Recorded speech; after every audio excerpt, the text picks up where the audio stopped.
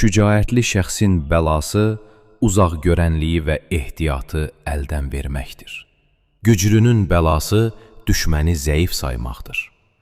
Səbirliliyin bəlası xarlıqdır. Bəxşişin bəlası məəttəl etməkdir. Qənaətin bəlası xəsislikdir. Heybət və böyüklüyün bəlası zarafatdır. Axtarışın bəlası məqsədə çatmamaqdır. Ölkə idarəçiliyinin bəlası ölkəni himayə etməkdə aciz qalmaqdır. Əhd-peymanların bəlası onlara əməl etməməkdir. Hakimiyyətin bəlası öyünməkdir. Hədis və ya hər hansı bir sözü nəql etməyin bəlası yalan nəql etməkdir. Elmin bəlası ona əməl etməməkdir. Əməlin bəlası niyyət saflığının olmamasıdır. Bağışlamağın, əli açıqlığın bəlası yoxsulluqdur. Xalq kütləsinin bəlası pis əməlli alimdir.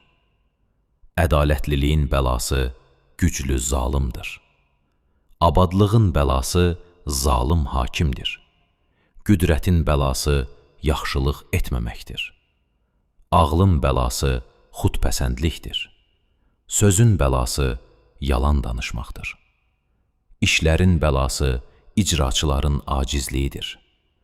Arzuların bəlası əcəllərin çatmasıdır. Vəfalılığın bəlası əhdi pozmaqdır. Uzaqgörənliyin bəlası işdən keçməsidir. Əmanətin bəlası xəyanətdir.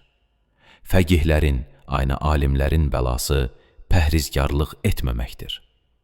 Bəxşişin bəlası yersiz xərcləməkdir. Dolanışığın bəlası tədbirsizlikdir. Sözün bəlası çox danışmaqdır. Zənginliyin bəlası xəsislikdir. Arzunun bəlası əcəldir. Yaxşılığın bəlası pis həmdərddir.